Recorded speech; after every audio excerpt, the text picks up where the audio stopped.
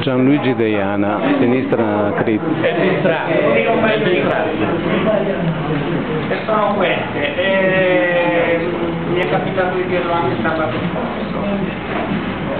Noi stiamo scaldando i motori, non esageriamoci troppo, stiamo scaldando i motori che sono al mese di agosto. Non è da escludere che nel mese di agosto, proprio nel mese di agosto, si renda nota la lista famigerata di ed è possibile che appunto noi scaldando i motori non siamo ancora partiti. Quindi è necessario ora evitare troppe autopredicazioni, perché ci stiamo autopredicando delle cose assolutamente